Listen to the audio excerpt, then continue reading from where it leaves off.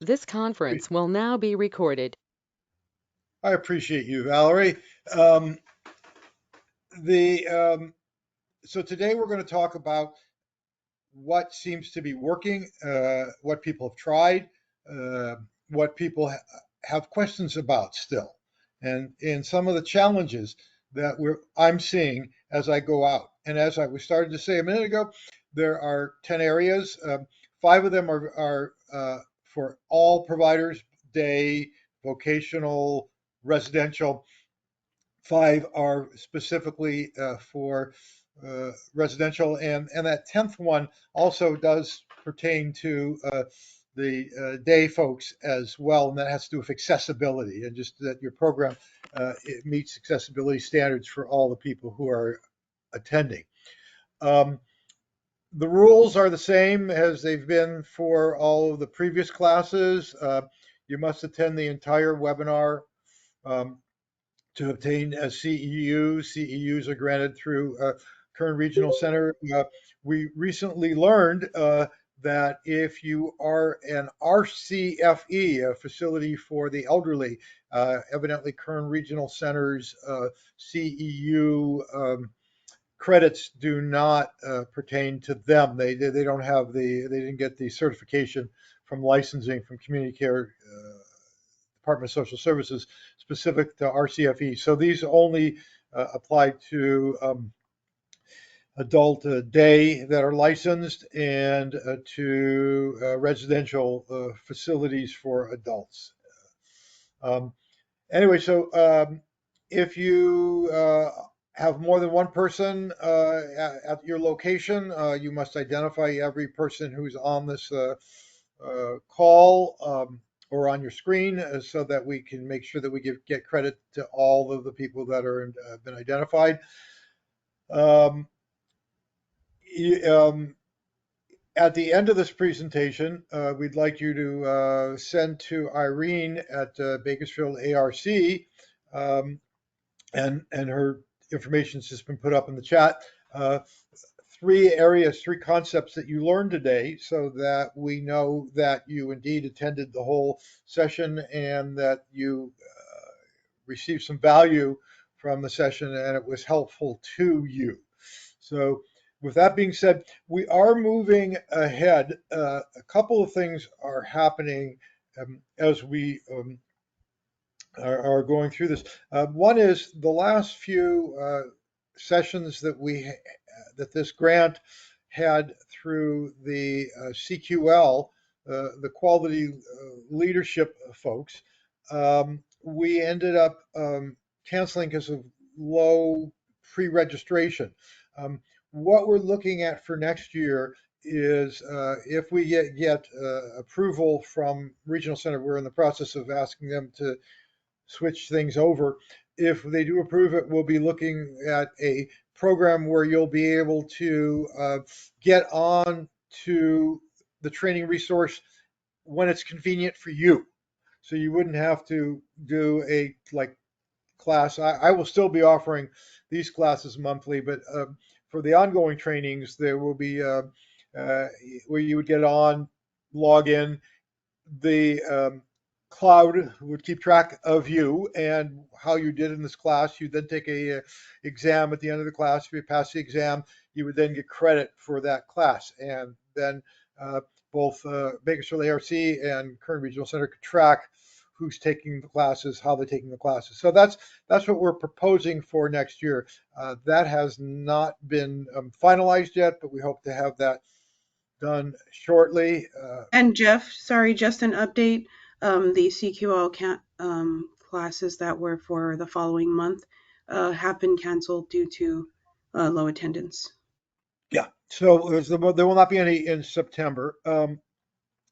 And but we are looking at some alternatives, and we also are talking with well, a couple of different alternatives, and we may offer the CQL POM training uh, next year as well. So we're looking at how we can continue to make this material relevant to meet your needs. And if you have any ideas, please do get a hold of us. And you can go through the website to Bakersfield ARC and tell us what would work for you or what you'd like to see in terms of training. And we'll do our best to try to see if that's something that we can do and if other individuals are interested in that as well. That's something to look forward to. In addition, very shortly, it's my understanding it just got completed at the end of last week.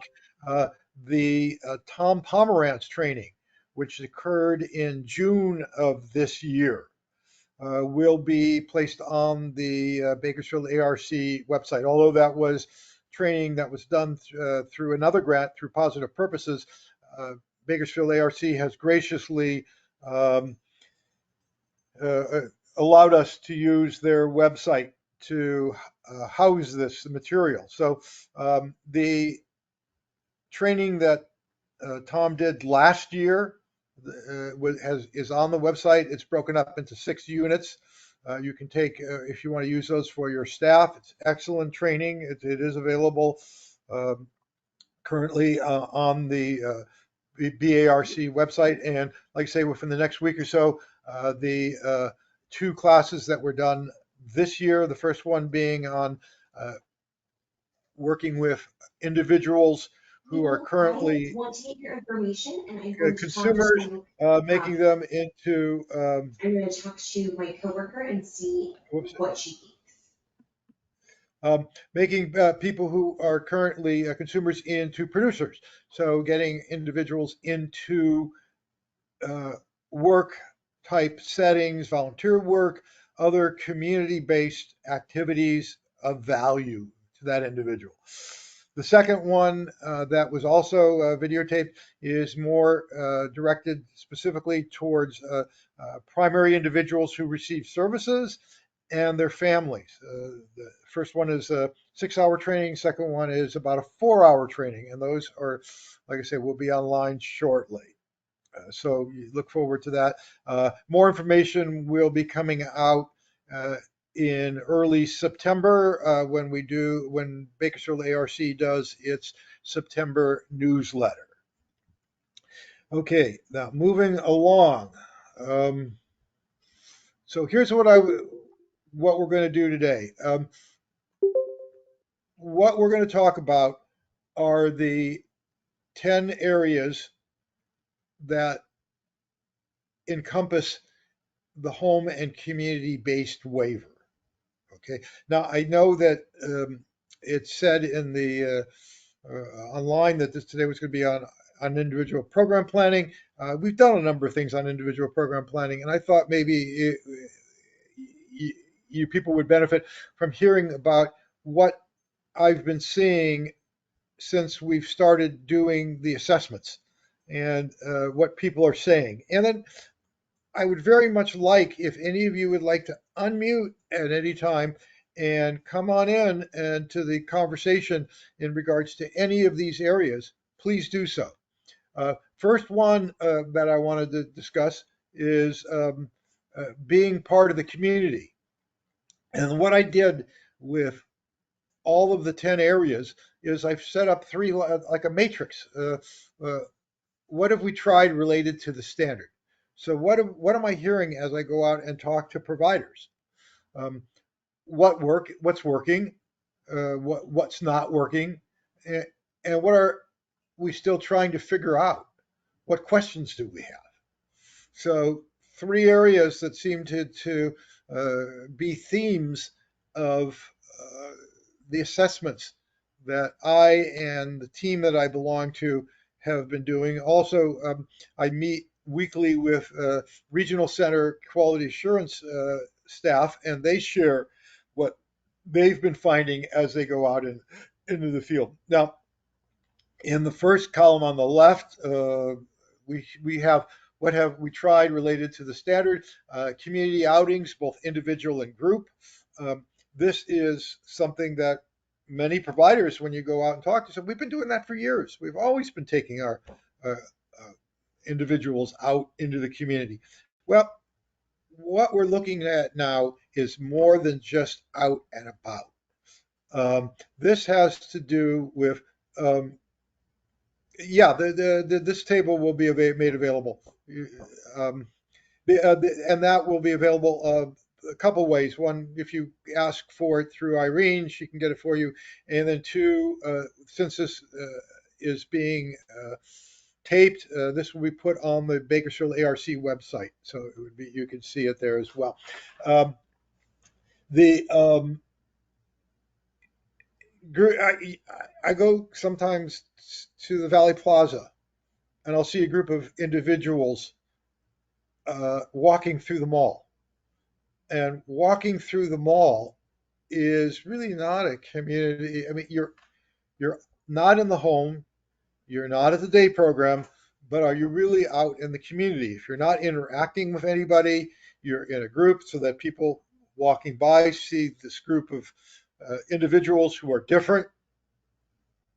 It really doesn't meet what we're trying to accomplish with the home and community based waiver concept of integration and a sense of community. So how do we go about taking people out both either individually or in groups, um, and do it in such a way that it integrates those individuals or provides them an opportunity to interact with folks who are not uh, part of our system. Uh, some of the providers have told me that they've tried to partner with employment. So some of the day and supported employment type settings have told me how they've been working towards finding more meaningful employment opportunities for folks. Uh, Historically, people have been involved with gardening, janitorial, fast food, and how do we get people into other areas so that employment opportunities for individuals with IDD expand into other areas? In addition to that, as many of you may know, if you're the individuals you work with are involved in sub-minimum wage employment, where they're being time studied and they're being paid based off their productivity rather than what minimum wage is, that will be phased out here in California in 2025. So the sub-minimum wage at the federal level, it's called a 14C permit. It's through the Department of Labor. It's the section of the code, the labor code, that allows for paying people less than minimum wage, will be phased out in California. I think 14 other states have done that as well. The federal government's looking at doing that. And so, probably over the next few years, the option of employment at less than minimum wage will not be an option. Um, some providers have told me that they've tried to go all services are community based. And with that comes some exciting new ideas and some challenges. One provider shared with me that what do they do if someone needs assistance with toileting and the staff person who's taking the group out is of the opposite sex? Or how do you supervise, making sure that you supervise the other individuals that you're supporting when you're taking that one individual into the restroom?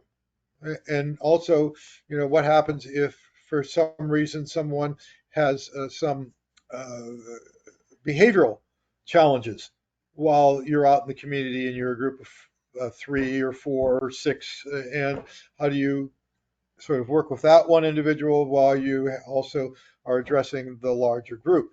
And that can also be a challenge. And then making sure that you're integrating the services into the larger community. What are you doing to make sure that what you're doing isn't just out and about?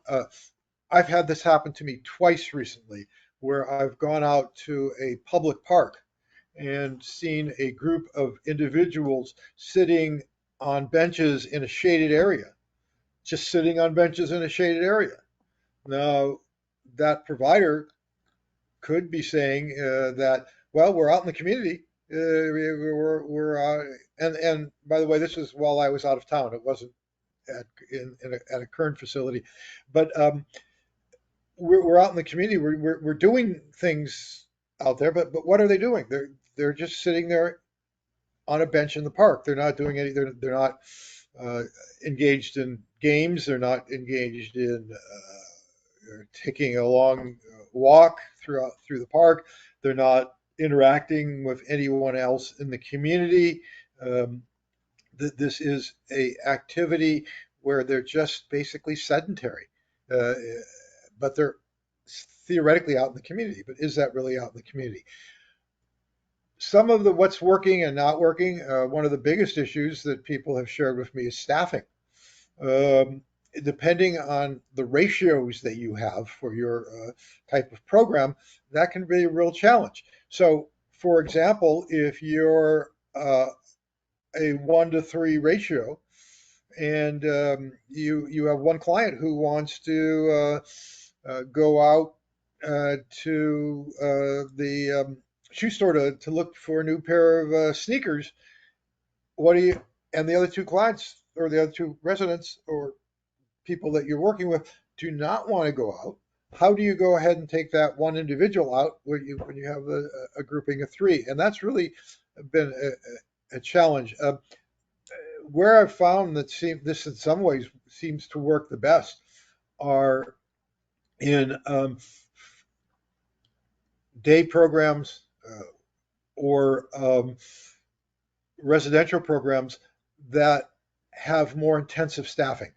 The programs that are at one staff person for 2 individuals, one-on-one, et cetera. Obviously, their ability to take someone out into the community at an individual request is much greater than it is for those that are at 1 to 3, 1 to 4, 1 to 6. Um, some people are fearful about going out. I've talked to some providers who say the clients don't want to go. They don't. They don't like being out in the community. There's still a some people are still concerned about the COVID uh, virus. It's made a resurgence this summer. It seems to be at the highest level for summertime since 2022, and there is a new vaccine that came out this week, but still, some people are not, either vaccine hesitant or resistant, or don't really feel comfortable utilizing the community. Um, Transportation is a barrier, depending on what how your program is configured. Do you have transportation available? And if you do, and one person wants to go in one direction and another person wants to, or another group of folks want to do something else, are you able to do that? Uh, can you use public transportation for the individuals that you serve? Um, and then taking the individuals who were out into the community. Some places are very welcoming and are happy to see you out and about. And I've talked to some providers who have had experiences where they feel like the wait staff or the people that the customer service clerk or something was not that friendly or not that helpful, and they were wondering whether that was related to the nature of the fact that these were persons who had a disability who were in that setting. Um, some people have told me that they've tried to use um, volunteer options for the folks that they work with. And that can be challenging. Some people have had success with that. Other folks have said no. They went over to, let's say, to a place that distributes food, and they said no, we really can't use you, or if we do use you, want you in the back there. And so it's varied all over the map in terms of what I've heard about uh, using volunteer settings, which is not to say that you shouldn't try to do that or use that as an option, but you may find that you have to try more than one setting to find a setting that both works for the individuals that you're serving and also is receptive to the assistance that you're providing. Uh, Coming up with ideas, developing communities, virtual and in person, can be a challenge. I was just talking to someone the other day, and I was saying, there are some experts in the field that say anybody should be able to work. That the problem that some individuals have challenges in the workplace is not that individual. It's us in not finding something that's creative enough to meet their needs. And I said, okay, I think of myself as being a fairly creative guy and have worked in this field for a long time and have come up with some unique options for folks at times. But there are still other folks that just baffle me, that I have not been able to quite figure out an individual strength-based plan that really works well for that individual, where they don't continue to have some challenges to that setting. And I will continue to work on it, and hopefully you will as well. But the idea that coming up with ideas will continue to be a challenge, and that's part of who we are and what we do. I mean, we got into this field because we like working with people, and so to work with those challenges can be exciting and can be a very beneficial, especially when you figure out and that experience that really clicks for that individual. Uh, Limited experiences with where to go and what to do. Um, this is on a couple of levels. Sometimes the individuals you're working with, when you ask them where they want to go, they have a limited uh, range of experiences that they've been involved with, and they will share with you what they know, uh, and that may be very limited. And then also what we know, just where we think about and where we go might be somewhat limited. Some people go all over the town and other places. Some people tend to be homebodies and are fairly limited in terms of the store, the doctor's office, maybe one or two other places in the community, but not a whole lot. So we really need to be respectful of that and look at what experiences we want to go. Um, Integrating services into the larger community, over to the far left again, encouraging individuals to participate in local, let's say, I'm just using this as an example, YMCA, Parks and Recreation, and applying for local employment opportunities, activities, Special Olympics. There's a lot of things that are potentially out there. Um, the issue sometimes comes up of whether the individuals in your facility can, and this is more for residential, but also for day services during the program day. Can the person sign themselves out? Can they leave your service and supports area to go do something else that they want to do in the community? And that is, again, on an individual basis, depends what's written into their person-centered plan through the regional center and through your service plan. And it's been agreed to by the complete team. And you need to look at that in terms of uh, that being part of the community. Um, some providers were honest with me and said, no, we haven't done anything yet on this. And we need to really start looking at how we can really do the community more. Or I had one I went out and talked to recently who said clients don't, or the residents in this case, they don't really want to go out. They just want to stay home. We attempt to get them out there, and they're willing to take a walk around the block. But other than that, we haven't really been able to get them out and about. And so that would be a challenge on how to motivate people, how to get And if we really truly believe in personal choice, when is that a choice? When can someone say, uh, I'm a homebody, I don't want to go out? And how do we make sure that's an informed choice, that they're making that based off of having all the information? Um, One thing I heard from a few different providers were weekly meetings for planning and connecting people with their interests and hobbies and what they enjoy if they can't come up with things on their own. So getting the whole group together. And also, if you do have DSPs in your home, maybe having them sit in on the meeting as well. And if possible, vary the staff that sits in. So maybe one time this staff sits in, the next time someone else sits in, so that we really tried to get new ideas at the table of where possible things can go. Um, Monthly calendars have been an idea that some places have gone to, where they put up a calendar, or they get the calendar, like the Bakersfield Californian every month has on the last Saturday of the month, they have the Bakersfield magazine.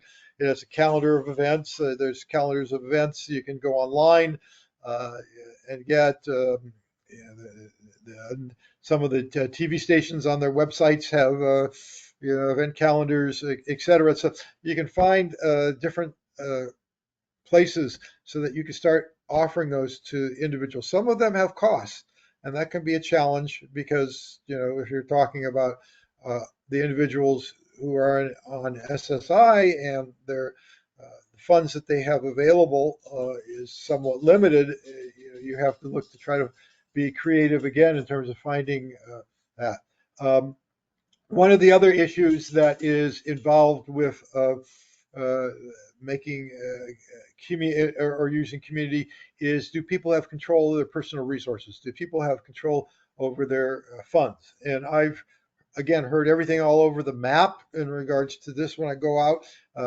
This is obviously a residential issue. It's not so much a day issue, because most day programs uh, or vocational programs do not handle the individual's funds. But do individuals get their full? I was out at one, and it happened to be the day that the checks came in, and the provider said, "Watch, when the individuals come home from their day activity, the first thing they're going to do is they're going to come to me, because we were sitting at the dining room table doing the assessment, and they're going to ask for their funds. They want them today. Yeah, and we give them their money for the month, and they then are responsible for it. Others tell me that they are more controlling in terms of giving people their monies, but giving it throughout the month. Historically, there's been a request to have receipts for larger purchases and things, and so you need to work with again your planning team on how this is done with each individual. Um, uh, Okay, so now, as we mentioned, COVID, everything's moved back into the house in some cases. Not enough staff to go around helping people to understand their options in the community. That's a big one. The people know what they know, and if they don't know that there are other options available to them, they won't be asking for those. So we want to make sure they understand. Has not worked getting residents who generally cannot sign themselves out and make sure they have staff who can get them to places they need to go. So for some individuals, it's not an option to have them be able to sign out and to be able to utilize the community independently. Um, but overall, there's a lot more opportunity for folks. Uh, and as I mentioned earlier, volunteer sites might not be accepting. There are some um, throughout this stuff that's a little bit redundant, so bear with me. People get turned down in some places. We really don't need volunteers right now, or we need people who can, at a food bank, I heard one person told me, well, we need to make sure that they put like 2 cans of this, 1 can of that, the 2 pieces of vegetable, and it needs to be done the same for every basket, and we want to make sure somebody who's doing that is able to be able to do that. What's an appropriate timeline to be part of the community? Is full community participation the best thing for the folks that you work with?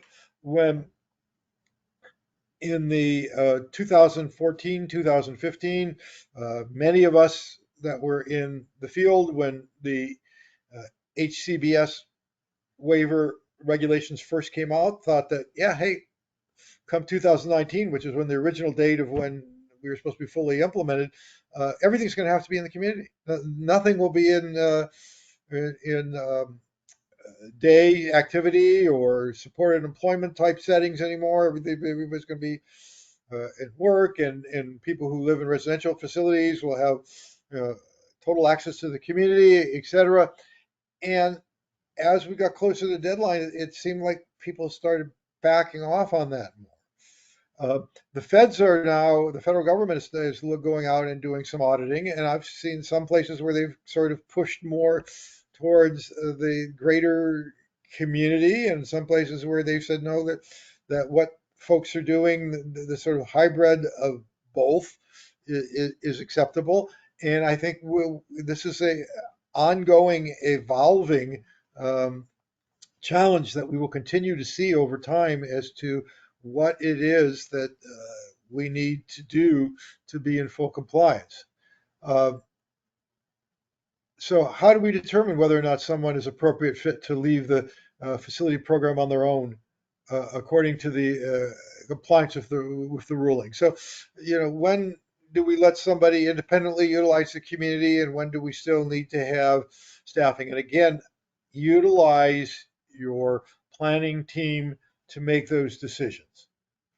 Ultimately, it's the individual's choice, but the planning team is a good way to really make sure that everyone is hopefully on the same page and that we're all working towards the same common goal for that individual, and the direction that we're working with makes sense.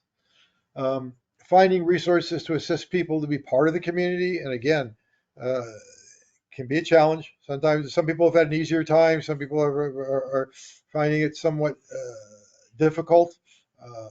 Figuring out flexible scheduling to help people try things that they might like. Our individuals, for the most part, are going to programming during the day. Some who are in employment may be in afternoon, evening hours, weekend hours, etc. But most of our individuals are like what? The bus picks them up 7:30, 8 o'clock, gets to home about 2:30, 3 o'clock. But then after their programming day, if that's indeed the case, and they're living in a residential facility, what are we doing so that the rest of their day isn't necessarily programmed, that they have some flexibility on deciding what they want to do? I've gone out to many facilities where there seems to be a routine. People come in, that they do this, they do that. Well, you and I, in many cases, probably have some routine about what we do at the end of our workday. And if that's a choice, that's what the person can do. But on the other hand, have they been offered a choice? Can they do other things? Maybe they do different things on Wednesday than they do on Monday. And so we really want to try to figure out. And then figuring out opportunities for common facilities, like what's available with the parks, sports, social rec classes. For those individuals who are in day programming and living at home, there is social recreational options now available through a number of providers for Kern Regional Center. I know that Bakersfield ARC, who I'm affiliated with on this program, is offering a social recreational program, and they put out a monthly calendar, and that is a purchase of service that is done through the regional center as part of the person's service plan, but there are social recreation services for those living in residential is considered to be part of the residential service model. And so it needs to be provided by the residential facility. Um, the next one is choosing where and how to live. Um, uh, we don't have the biggest role in determining where individuals live and receive services. The individual rights are reviewed every year so that they know the options and communicate, and we need to communicate well with them. In most cases, what I've found for especially well for residential and in many cases for persons who are involved in day or vocational services, they've been in that service for a number of years, 4 years, 5 years, 10. I went out to one last week that the people had been there since 2002. So what, 22 years. So when we go out and say, well, were you given an option about whether you chose this facility? Well, that was like ancient history. They've been here for many, many years. And when you say to those individuals, do you like it here? Do you want to continue to reside here? Many of them really, well, this is my home. Why is that even a question? But we do want to make sure that people know that they have options about where they live. Make sure to have a current KRC IPP. This has been a problem. When I go out to do assessments, on average, at least one or two of the individuals do not have a plan that's current, that they have last year's plan. Oh, we had the meeting in June, and I still haven't received the plan yet. Well, that's 2 months. So I know this is an issue, and it's been brought to the attention of the regional center, and hopefully that will be changing. There is now a new IPP format, which will go into effect in January of 2025. Kern had volunteered to be a test pilot for it, so earlier than January 1. However, as many of you know, they've had some significant managerial changes recently, and whether they're still able to do that when I think some of the managers are now wearing multiple hats while they go through the process of replacing and reorganizing their managers, I'm not sure. But in any case, the state has mandated that by January 1, the new IPP format has to be involved.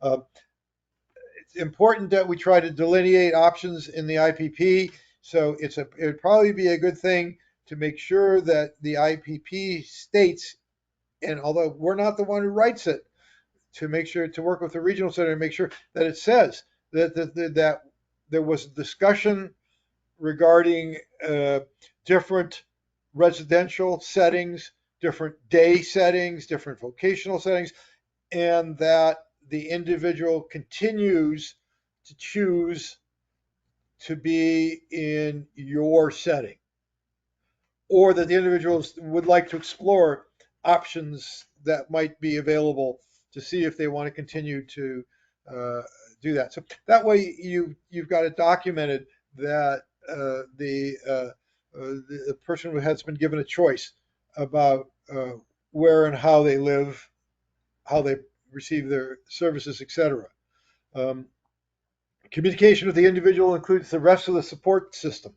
So when we're talking to that individual about where they live and where they receive their services and supports in the community, if there is family involved, if there are friends, neighbors, other professionals, they're getting services from other systems as well. We'd like to get them involved, and making sure that the whole team is involved in this. The old saying of it takes a village to raise an individual.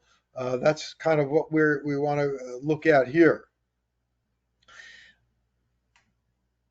one of the big questions that we're still trying to figure out is what is Kern Regional Center's role and what is my role in assisting individuals on reviewing options.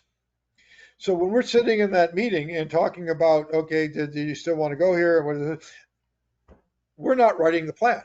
The regional center is writing that the individual service plan or the individual IPP. We're writing a service plan. How is that being reflected in there, and how is it being asked?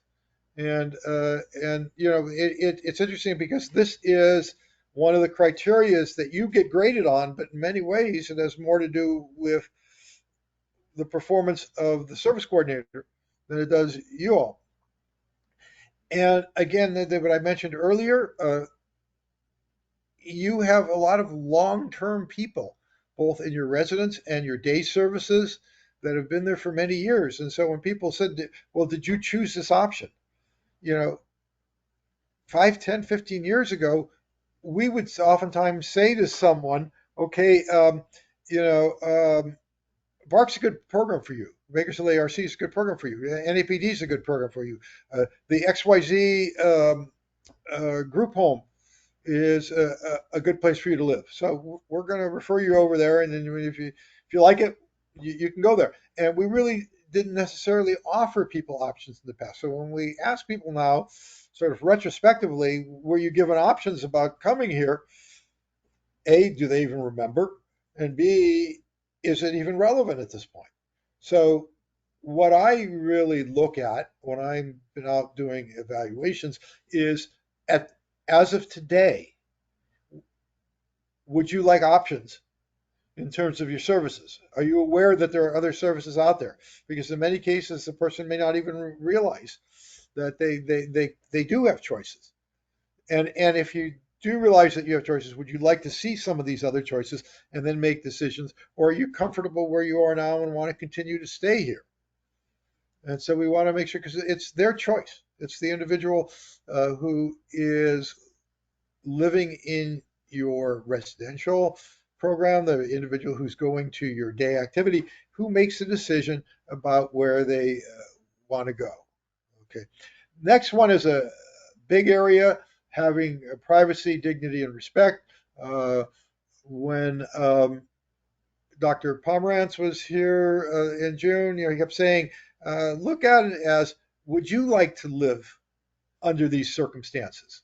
Would you like to have this as your place of employment or your place where you go during the day? Would you uh, want to be an individual in this program?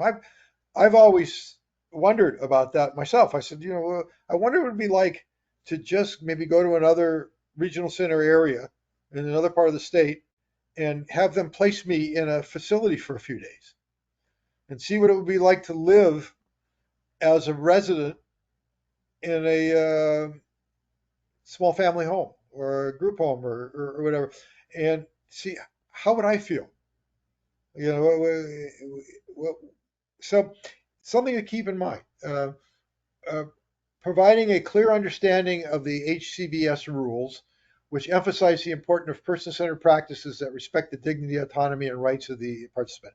So we really want to try to let the person know, hey, wait a minute, the rules have changed. This is all about you now. This is about giving you privacy, dignity, respect, choices. It's not. I used to joke sometimes in the past. I grew up in the 50s and 60s, and there was a TV show called Father Knows Best. And it was like, we talk about, used to be service coordinators, the case managers knew best. Residential providers knew best. Day programs knew best. And so we would tell the person, okay, this is what your program is going to be. And now it's sort of flipped, and we now say, okay, so what is it that you want, and how can we provide these services for you? Development of a person-centered plan that reflects the individual's preferences, needs, ensuring their right to privacy, dignity, and respects are upheld. So we've talked quite a bit about that. You need to make sure that that's what's going on. One of the questions that the assessment asks, do people talk to you like you're an adult? Seems like that's a no-brainer. But sometimes you go out, oh, how was your day, honey? Did they treat you nicely at the program? What would you like to do? What would you like for dinner tonight? I mean, it's stuff that you might do to someone who is a pre-adolescent. And we don't want to be doing that. We want to be talking to people and treating them like they're an adult. Staff training to recognize and support the individual self-advocacy and communication of their needs and preferences. So we want to train our staff as well. So it's one thing for you as the administrators to really understand this, but it's all about where the rubber meets the road. So, how is that direct support professional, the person who is providing the one-on-one, the 1 to 3 ratio, the person who's serving the dinner, the person who's with the 4 individuals who are out in the community? How are they treating that individual? And are they encouraging those individuals to speak up, to share their thoughts, to say what they like, what they don't like? Um, Now, an important one that we see a lot is that the need for staff training regarding freedom from coercion and restraint. And restraint, so we talk about chemical restraints, use of medications, psychotropics, other sedatives, other things to, in quotes, calm people down, physical and mechanical restraints, things to hold people down, other, etc.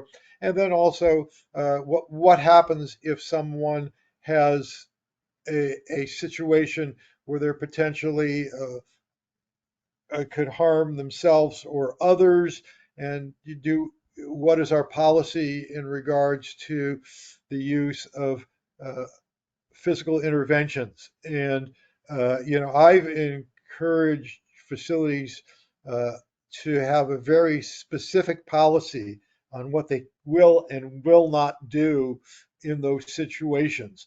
I also encourage folks that if they can to look into one of the professional trainings that are out there. There are about 4 or 5 that really look at how do you sort of identify someone who's escalating. Once they're escalating, how do you de-escalate that individual? So, and then if they do become problematic, what is the best method to use, which is the least restrictive, to try to gain control back of the situation.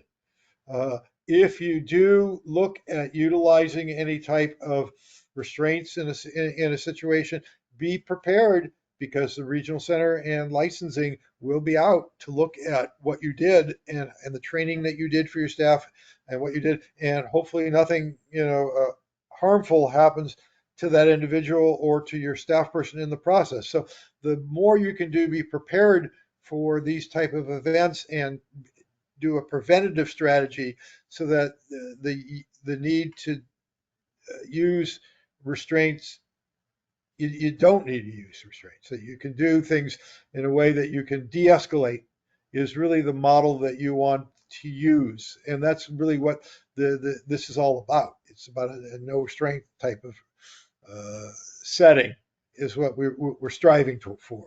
Or if we do need to look at interventions, what's the least restrictive intervention that is evidence-based, that there's some research out there to show that it's helpful, and that the people have been adequately trained on how to use it. Um, Again, treating individuals as we would want to be treated, focus on capacities, preferences, interests, and needs. What what does the person like? I'm much more likely if you to do something that I like doing than I don't like doing. Sometimes you know in my household we have 2 TVs, and so sometimes if my wife wants to watch a certain type of program and I'm not interested, I can go in the other room and watch something else or read a book or take a walk, or just so that do people have the so we want to focus on what people like to do and what their interests are.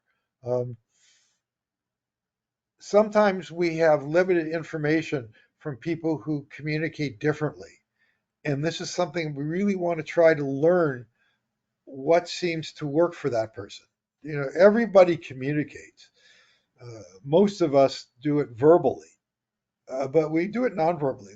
How we uh, look at people, whether we're smiling, whether we're grimacing, uh, how we our body language, whether we're pushing away or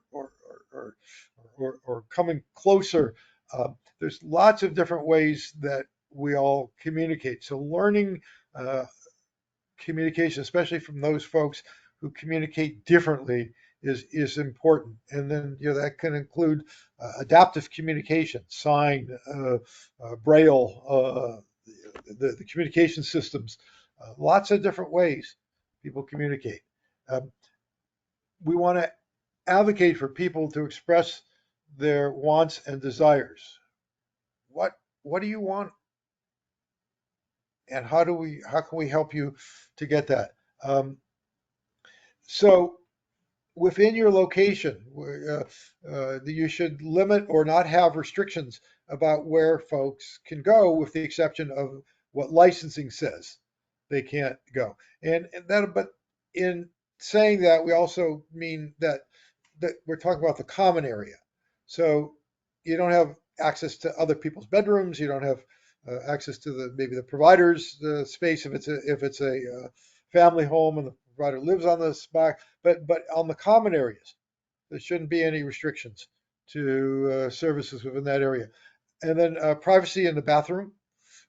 If someone needs assistance with toileting or showering, etc., that then maybe only that staff person who is sort of designated to assist that individual goes in there with them. But again, we want to provide as much privacy as possible in bathrooms. It's strongly encouraged that there be locks on the door. I've gone out to some facilities and they said, well, no, because of the nature. We had one facility that I went out to and they said, well, this client can be self-injurious. And so we need to be able to, if a situation arises, to be able to get into the bathroom. You really should have that placed in the individual plan. So if you do have individuals who, for whatever reason, can't have, lockable bathrooms or privacy within the bathroom, that needs to be documented in their plan, and within that documentation, how we're going about respecting that person's privacy and dignity to the extent possible, and what we're doing to try to ameliorate the challenges that require the restriction. Um, how can we be even more visible to help community be more comfortable with people who have disabilities? It works both ways. Not only do we want our individuals to feel comfortable being out in the community, but we also want the community to be accepting of our individuals. So if we really are truly looking at full integration of folks, part of that is, acceptance. And we get acceptance by doing meaningful activities that show that our folks have the same wants, desires, would like to participate in the same activities as people who do not have disabilities. Having them do things differently, having them segregated, having them walk the mall in sort of a herded group doesn't give that impression that we want them. How to develop a meaningful plan with only limited ability to spend quality time. I mean, our people have a pretty programmed day, and so when they're not doing their day service, they're not doing stuff within the residence. When do we sort of give them time for themselves to make choices about what they would like to do? One of the challenges that we have is high turnover and caseloads at the regional center. So when we're sitting down and developing these plans that are really looking at making it so that individuals' privacy, dignity, etc., are respected, and we want to put this into the plan. And part of that plan is okay. So how much can that person do independently? How much can they use the community? What activities do they really enjoy doing? And here you have the regional center person is the writer of the plan and is really the person who's then taking it back to the regional center, and the services and supports that are being developed around that individual or person centered to meet their needs, and they have limited knowledge of that individual. That can create a challenge to developing and implementing that a plan that's meaningful for that individual. So you, as a provider who know the individual well, can sometimes speak up and really even more so encourage that individual to speak up for themselves. So part of what you want to do is you want to teach advocacy so that that individual can share what they would like to see, and really and to work with them. So if they would like more independence, work on trying to develop the community for that individual so that they can utilize it more independently. Okay, independence is the fourth area of the home and community-based waiver. Um, find out what really interests individual and finding others who have those interests, matching staff with people. So sometimes within your DSPs, if you have more than one staff person, maybe if a client shares that they have an interest. I know that an example of this that I've seen is at Bakersfield ARC. There is one of the administrators really likes fishing. And there have been some of the participants in the program that's also something that they would really like, or they would like to develop an interest in that. And so we were able to sort of put together, staff with individuals who had a common interest, which then helped to develop that person's utilization of the community because they had somebody to support them and teach them more about that particular skill. Sharing strengths of each individual and having them use their strengths not only for themselves but guiding them to assist others with their strengths. So sometimes, an individual, if they show an interest in one area, can then help other individuals with that particular skill, and so that we can use peer models of one individual helping another individual. Um, interacting in the community with non-disabled peers. The name of the game in community services is trying to figure out activities that are with non-disabled individuals. The whole intent of home and community-based waiver is that our individuals that we serve should have the same sense and ability and opportunities that you and I have. And again, when we talk about that, staffing issues keep showing up over and over again throughout this whole thing. It continues to be a challenge when you're working with groups of individuals, staffing. Uh, yeah, ideally, if you're taking groups into the community, what is it? What's the ideal number of people? Is it 1 to 2, 1 to 3? Can you do it with 1 to 6? Yeah, the smaller the grouping, the better. But there's funding involved. And how is your program? What's your program design say? What is the funding model that you're receiving? What if you're a residential facility? What level of care do you provide?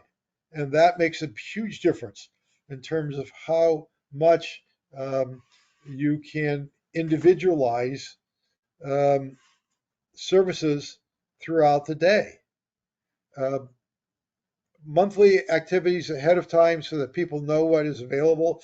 So again, the whole idea, I heard this again and again. A lot of folks said that they really do have better luck with developing a calendar and trying to get events out there so people know what's coming up. People could say, well, hey, I want to do this. I don't want to do that. Um, um, Individuals know their role and how to contribute. So when you're talking with uh, both your staff and also to the individuals that you're serving, everybody knows, what sort of kind of this is the way we're planning on doing things. This is how you can speak up, and so that we'll know that what you would like to do, how you want to do it. Uh, New individuals don't know their strengths, need to remind them of what they do right to empower them. So, as you're receiving new individuals into your home, into your program, a lot of times, especially those folks who have been in other programs or in special education or others, come in and they know they're different.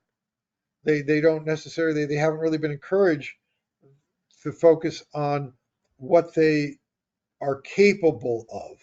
And that's really what we want to uh, use as our criteria for moving forward is what can you do?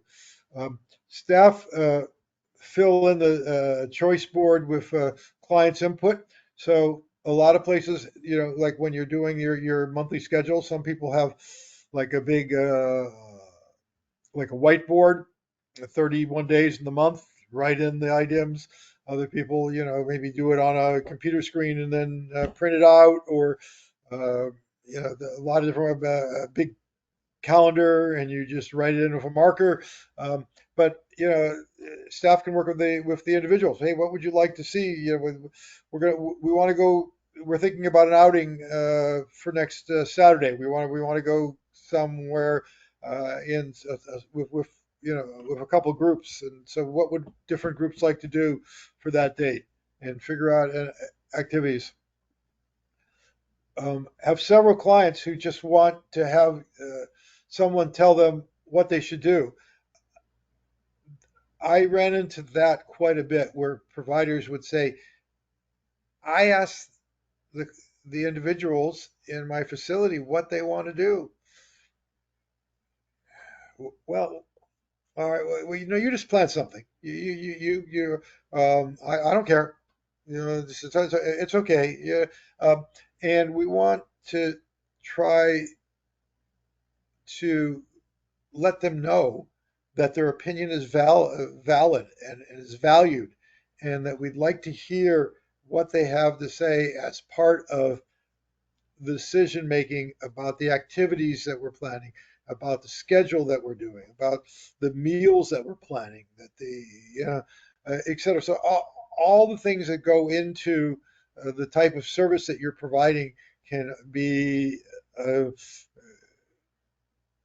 theirs to be a part of. Um, the rules stipulate that individuals must have the freedom to control their daily lives, including the choice of whom they interact with and how they spend their time. Okay, so we want to make sure that if they like certain individuals but don't like other individuals, that they can have time the way they would like to have time. Some folks have shared that if there is um, a program that has multiple DSPs, hey, I like working with this person. I don't like working with this other individual over here. How do we make sure that we try to respect that and get that individuals program day, their residential services and supports in the evenings and on weekends done by the individuals that they would prefer. Include the ability to engage in community life, seek employment, competitive settings, and have access to food at any time. And again, there's more on that one in another objective specific to residential on the food. But choices. This is what this one's really expressing again. Supporting the integration of individuals into their communities and safeguarding their rights to make personal choices about their lives. And again, a lot of these are repetitive, but they show up over and over again. When I'm talking to providers about what their challenges are, what they would like to see, where I made suggestions about where they could go. These are the things that seem to come up over and over again. Supporting individuals' autonomy to make personal decisions, such as practicing religion and voting. I talked to a number of folks who said, "Oh, my clients choose not to go to a service on Sunday." Oh, well, that's fine. Or they do like to go, and we take them to the service of their choice. To the extent that individuals are able to understand the election process. This November, it's kind of hard not to notice, but we have a presidential election coming up. And we have two individuals who, if you read what's out there in the media, have taken some very different approaches to looking at issues related to services to persons with developmental disabilities. And so maybe explaining that to folks or sharing with them, a good teaching moment for those of you who watched the recent Democratic nomination process is when Tim Walz's son, who is neurodivergent, who's on the spectrum, was shown, crying out and pointing and saying, "That's my dad, that's my dad." And the media picked that up, and some of the media said, "Hey, this is just, wonderful expression of difference and what have you." Some other media said, "Well, he's a grown man, he shouldn't be crying." And, all of that is a teachable moment to potentially work with some of your individuals on, wait a minute, what are some of the issues related to what's going on currently out there in the political process and the different views on disability and how that can affect potential long-term funding, public policy, etc., related to the work that we do. So helping people understanding the voting process can be very helpful. Okay, now this is probably be the last one that I do today, which is again the fifth area, which is again works for all providers, both day and residential. 6, 7, 8, 9 are just residential, and then 10, which is accessibility, is for both. But choosing supports and who provides them. Okay, utilizing different staff to give options to individuals. So again, if you have more than one staff person potentially working with that person, find out from that individual who they like. Which do they have a preference about who they work with and who they don't work with, and can we, as a provider, make that happen? Because sometimes, again, with staffing, and we're limited staffing, we only have so and so on from these hours to these hours, or no, we have to shift this person over here because of other health or behavioral needs. But to the extent that we can provide the individual with the staff persons that they would prefer, we want to try to do that so that people can get the supports from people that they know and that they like. And not only is that just day-to-day supports, but if that individual has self-care needs. So they need assistance with toileting, grooming, bathing, intimate sort of uh, daily activity that it's done by someone that they feel comfortable with. That if they can speak up and share or non-verbally express whom they would prefer, we want to try to respect that as much as possible in terms of, you know, with the staffing that we have. Um, if you have individuals who English is not their primary language, we want to, as much as possible, make sure that we have bilingual, bicultural staff available for them, and options for who people want to be with. So we want to try to respect that. I was just out at a facility last week where I asked about, okay, so how do you sort of make sure that the individuals receive services from the person that they would prefer? And this particular provider said, oh, we are a level 4I, I think it was, and we have part of the day we have one-on-one staffing. And so we have specific staff who are assigned to each resident of the facility. And over time, we've sort of gotten to know who the residents like to assist them with their daily living skills. And during the staffing time that we're at one-to-one, we have those individuals specifically designated for that individual. We also use those individuals if when the door is closed or locked and we knock on the door because we need to come in for some reason, or we want to, or we're requesting to come in for some reason, we have that person who the individual has designated as a preferred individual be the one that goes into their room.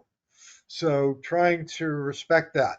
And this particular facility actually had that in their program design, that they would be using the designated staff person to primarily provide those services. Um, okay, so what do we do when staff are absent, especially for those staff maybe that aren't speaking English, or need or sign or other adaptive, and we have some of our staff are specifically able to assist those folks, and they're not available for some reason. How do we handle those situations? Um, when we're out and about in the community, and are we individual or are we groups? And if there are preferences with staffing, how do we try to balance that? Um, I'm not sure but service providers are not HCBS compliant and unavailable. Um, I'm not sure I'm sorry, I don't even remember now why I wrote that one. Organizations reluctant to accept certain participants. What I've noticed, and this is in some ways become even more acute, some providers, especially now that there are certain requirements about uh,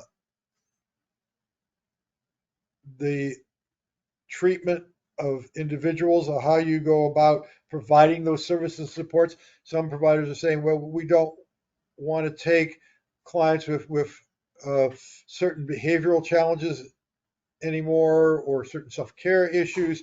Uh, it has made some providers be a little bit more selective about who they accept, and that can be a challenge. And we don't want that to be that, but we also want to respect that you know who you work the best with, and those are the individuals that you provide the services for. Um, Finding good matches that have the skill sets that is needed for the person needing the supports. So again, you want to try to find staff who can really help that individual so that we're not creating a situation where we're making greater behavioral challenges for that person. We're not creating a situation where their healthcare needs are not being taken care of and they're ending up needing a higher level of medical attention because the staff doesn't do that. One facility I went out to told me that they actually, when available, and they're looking at potentially hiring new staff, they will ask the individual who, or individuals from the home, if they want to sit in on the interview.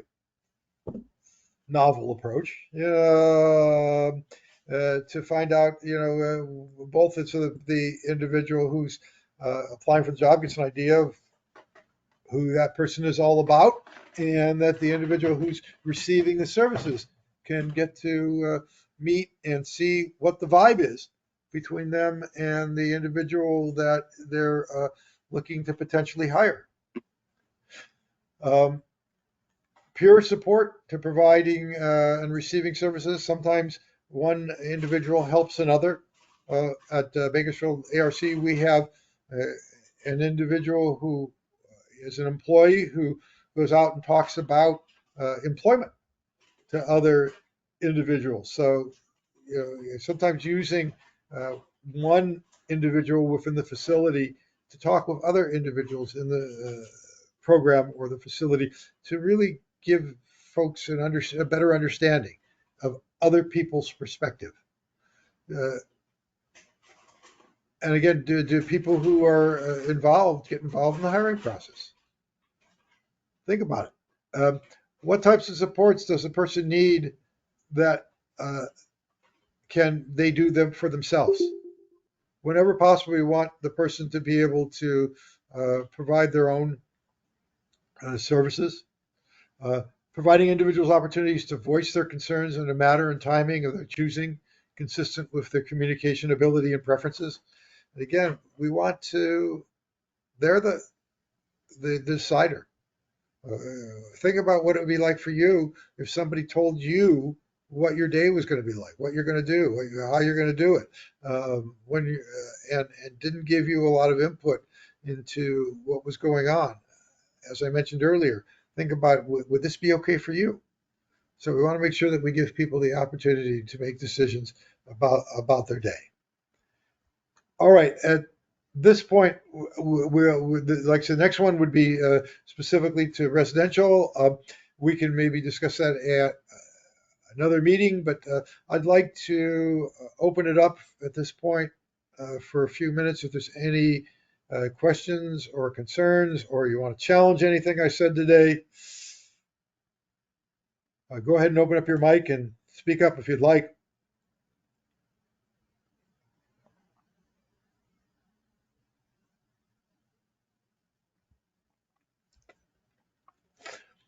Okay, hearing no. Hey, Jeffrey, it's Jeremiah. I like to antagonize you a lot. Question: Have you found I guess much pushback, or I guess partly it's usually I think with any regulations this is what we think is best for people. So Right. like examples of the groups in the community. So if you're going out with a group of your friends, let's just say it's your friends, right? And you make a Uh-huh. choice to do that, there's nothing in place that says that you have to interact with other people that you don't know. So is there some hesitancy and there's some security with people being in a group, and then it's almost like you're forced to interact with people even if you don't want to. There's a person with autism who's a public speaker, and one of his big things is like everybody's trying to tell me that I have to go out here, I have to be part of the community, but sometimes I just want to be alone. Yeah. So I think there is the message of that it's all about choice, and I think that's the goal ultimately is people have a choice. um, but sometimes, and as we know, these regulations and have changed over time. um, but it seems sometimes it's like we're telling people, and this is my biggest thing, is like people with disabilities, the message comes across that you have to interact with people without disabilities, which might give the impression that having a disability in of itself and interacting with your peers that have disabilities is of itself wrong, and that you should be interacting with people without disabilities. Can Um, you expound on yeah, that? sure. It comes down to the whole concept of informed choice. If I'm given the option, hey, Jeff, it seems like you feel much more comfortable with this particular group of friends and really don't want to go out in the community, and we'd like you to try a community outing or two, or to just see what this is all about, or let's talk about this as part of your planning process. And then you come back and you said, "Oh, I had an awful time," or "I didn't like that," or "I no, I that's not what I want." And then that becomes documented in your plan that you were given options, because that's really what it's about. It's about giving people options. And you decided that no, you feel more comfortable um, being with, let's say, maybe other persons who are on the spectrum scale, who we used to refer to as Asperger's. So I have a group of peers that also have an old diagnosis of Asperger's, and these are my buddies. We get together, we talk about Pokemon cards, or whatever we choose to interact with, and that's where I feel the most comfortable. And when I went out in the community, I felt like people were judging me. They were, I start talking to them, and they'd walk away, or this or that, or it just didn't feel comfortable for me. Then that gets noted, and then that becomes part of your plan. So I think you can have both. I don't think it has to be an either or. I think for so many years people have been segregated, and so this is a kind of reaction to that. Wait a minute, we need to give people the choice to be out there. But in giving people the choice, if they then decide that, wait a minute, I still would prefer the way it's been done, then if we're really saying you have a choice, then that should be a choice too. Is that an answer?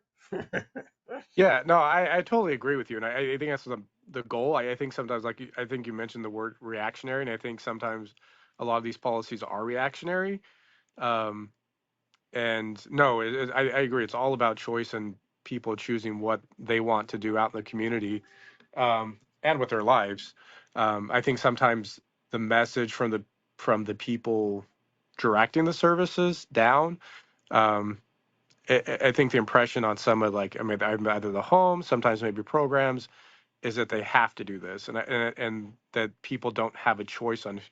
As bad as it Well, sounds, that's sometimes how it comes off. I did have another well, follow up with.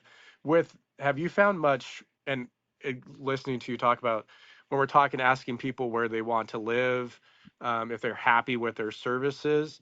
Usually those happen in their IPP meetings, because obviously right, it's short set. So don't you do I think there might be some hesitancy for somebody to speak right. freely when most of these agencies are actually in the room with them, because most people in general don't like to say negative things or negative comments about, if that person is in the room, or if they don't like that service, they might be hesitant to just sort of, are reluctant to speak up.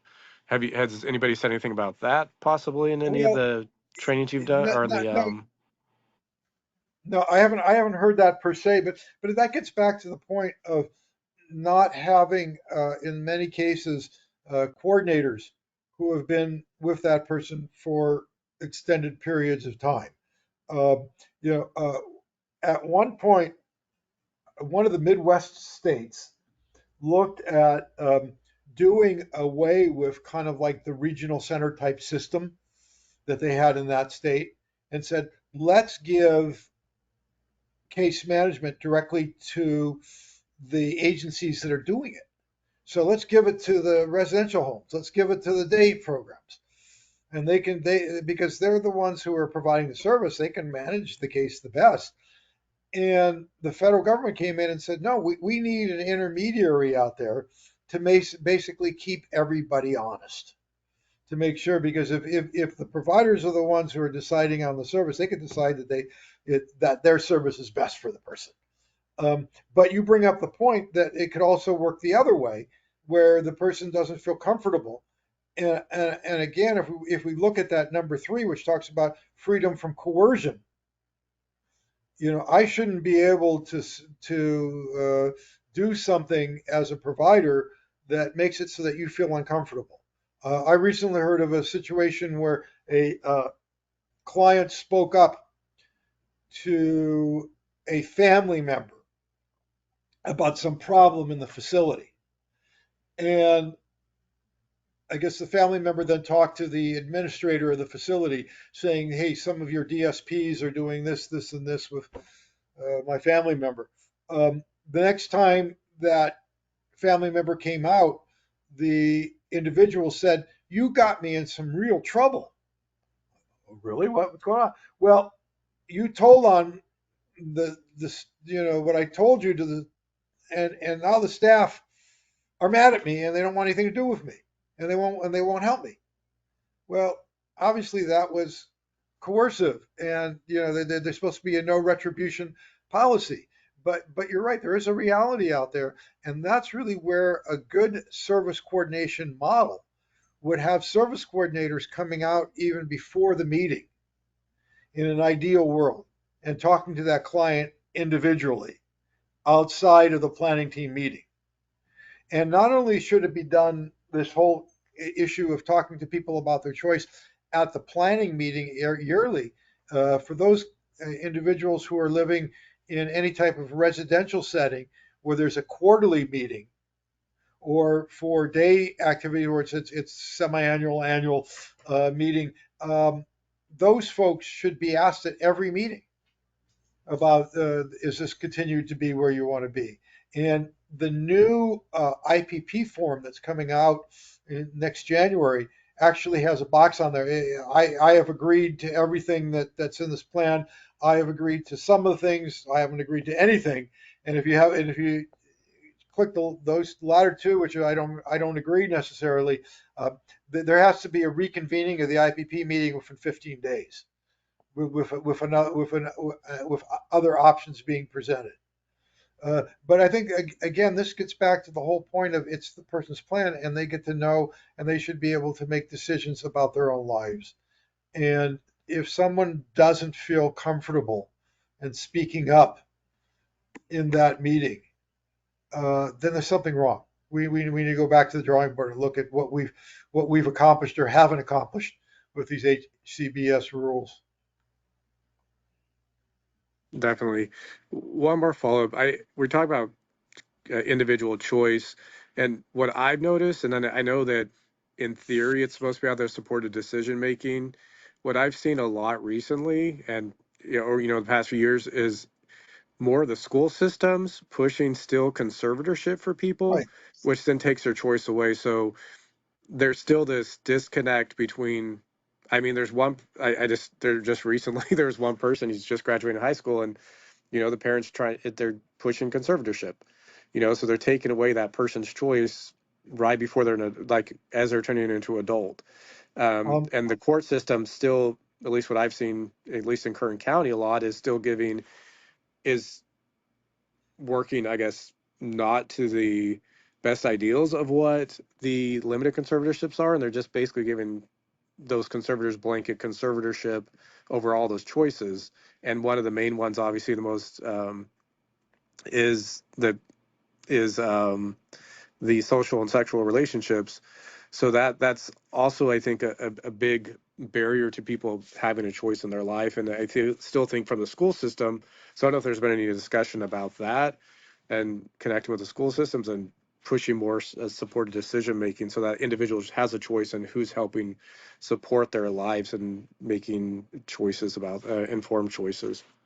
um, that really needs to be some of the advocacy organizations that are out there. That there is the Disability Rights California, also the regional center system through its the local regional centers need to really work with the schools and with the courts to get them up to speed on the new direction. If you go down to like LA or Orange County and you go into the probate court, you get very different types of probate hearings for persons with IDD than you do here in Kern in terms of the philosophy and what necessarily gets granted and doesn't get granted in terms of the powers. So it really, we're currently in an interesting situation because Kern is going through some fairly substantial turnover in their senior management. The executive director is gone to work for DDS. The director of client services is no longer there. And so some shifts are going to be made. Possibly some new people are going to be coming in. This is a good time for the community and for persons like yourselves to really talk with the board of directors of the regional center. And once the new management comes on, about how they can work with the high school district, with the Kern County Superior Court probate section, and other services specifically to address some of these concerns. Because you're right, going towards full conservatorship is not consistent with the goals and objectives of what we're looking at with HCBS and with some of the new rules about making informed decision making. Would that be more of a conversation with regional center? Because regional center still has to give the recommendation with limited conservatorships to the court. So Right. this is ongoing. So part of that problem is regional center themselves. Right. I would think so. I would think that but again, that's if the courts are deciding on a limited conservatorship. Well, what I'm saying, they're put in for limited conservatorships because they have intellectual and developmental disabilities. But those 7 powers that they give them, except for financial, becomes almost like a general conservatorship. So they're giving them all 7 powers. So they're not going really for general conservatorship. They're going for the limited.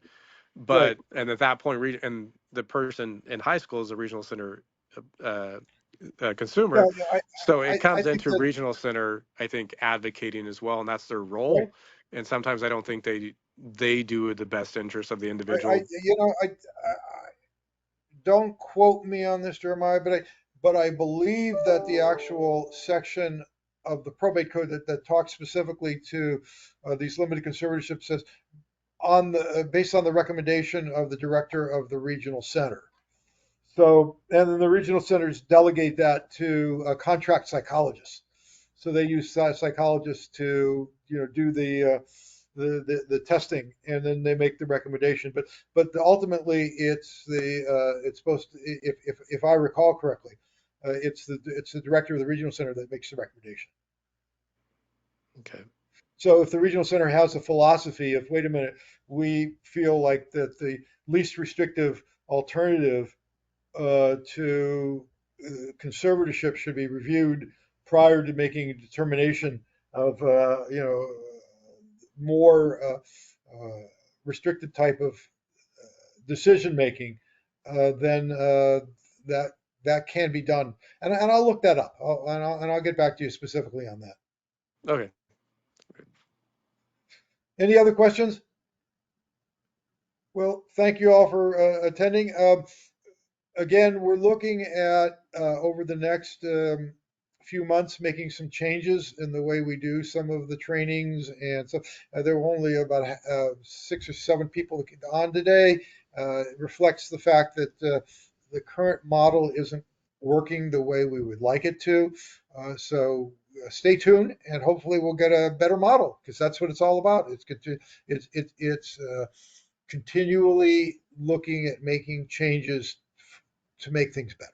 Sorry, I didn't have a question, but I did want to mention I know if you were not here on the last session when we went over for the new IPPs and the way that it was designed, or how to fill that out. But I did put the link in the chat, so if you want to look into that, and the notes on that one too, the memo and regarding it. So if anyone's interested in that to see exactly what Jeff was talking about, it is there in the chat. So before we go ahead and discontinue, if someone needs that, to go ahead and click that link. All right. Thank you for that, Valerie. Okay. Well, thank you all today, and we'll see you hopefully in the future. Bye-bye. Thanks, Jeff.